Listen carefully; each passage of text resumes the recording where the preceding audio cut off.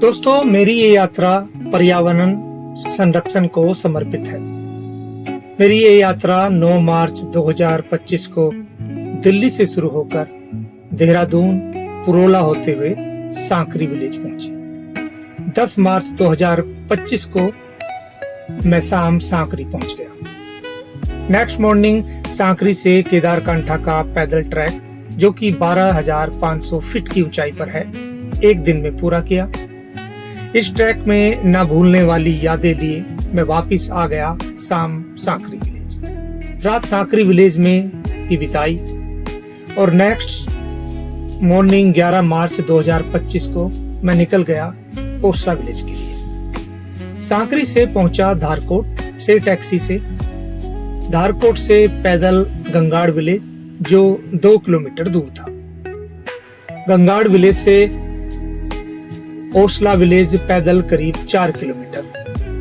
करीब 1 बजे मैं पहुंच गया था ओसला विलेज। कमाल की बात यह थी कि इस 4 किलोमीटर के ट्रैक में मुझे एक भी इंसान नहीं मिला। मानो इस जंगल में मैं और सिर्फ जंगल और पहाड़ थे। ओसला आकर पता चला कि हर की दून का ट्रैक अभी स्नो की वजह से बंद है। मैं सिर्फ कलकत्ती धार तक ही जा सकता था, इसलिए मैंने उसी दिन कलकत्ती धार जाने का फैसला किया।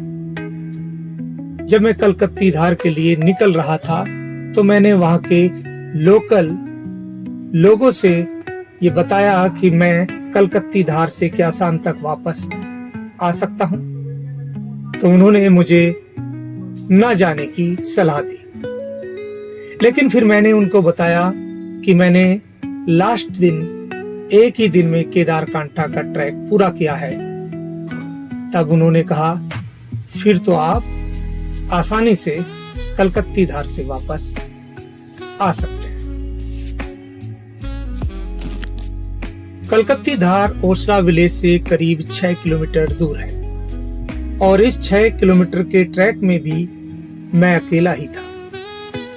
ट्रैक के रास्ते में मौसम खराब होने की वजह से हल्की बूंदाबांदी हो रही थी। एक बार मन हुआ कि वापस हो जाना चाहिए। करीब 1 किलोमीटर वापस भी आया, लेकिन मन नहीं माना, इसलिए फिर कलकत्ती धार के लिए मैं निकल गया। मैं शाम 6 बजे तक ओसला विलेज वापस आ गया। ओसला विलेज मानो यहाँ समय रुक सा गया है या फिर धीरे धीरे चल रहा है। यहाँ महासू देवता का मंदिर बहुत ही लोकप्रिय है। ओसला विलेज में घर लकड़ियों से बने हुए,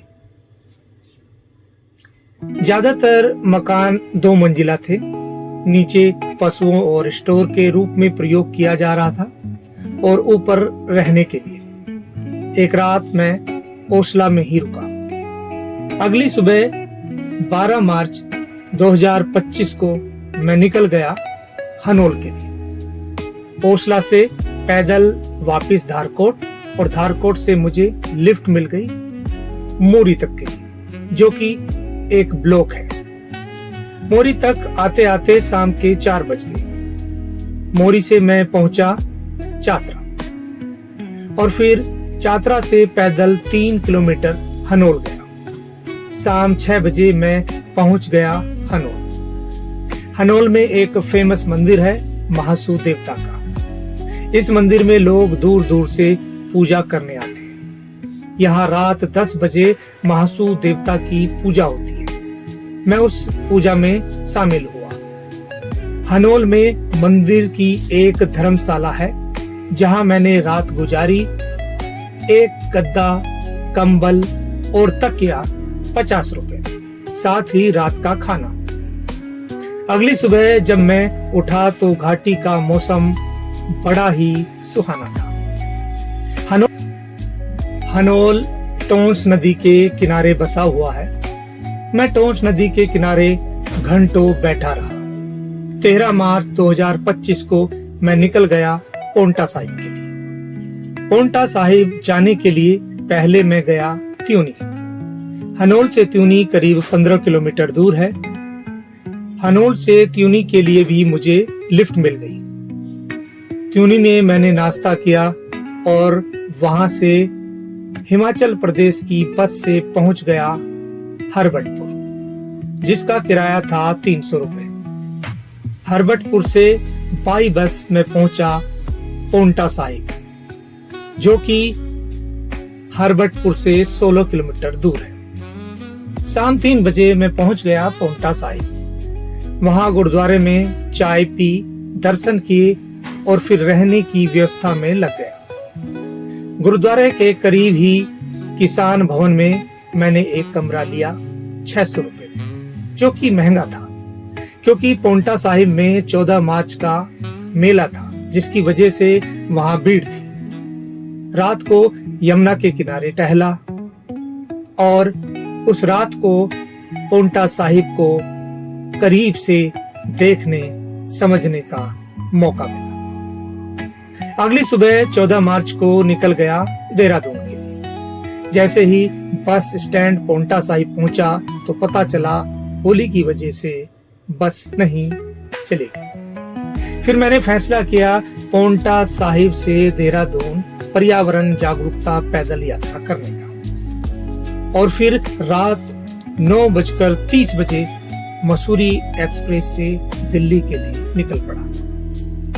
15 मार्च 2025 को दिल्ली पहुंचकर अपनी इस यात्रा को पूरा किया। मेरी ये यात्रा करीब 1040 किलोमीटर की रही, जिसमें पैदल करीब 105 किलोमीटर था।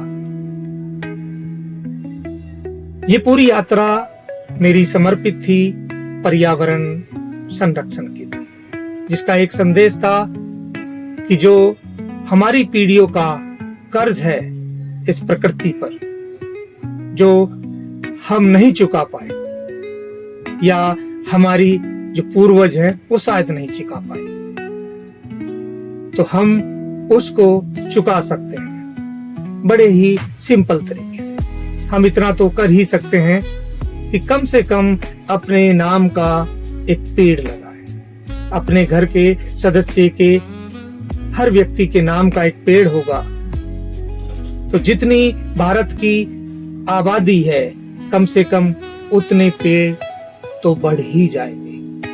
हर दिन न जाने कितने इंसान पैदा होते हैं, तो उनकी याद में भी इन पेड़ों को लगाया जा सकता है।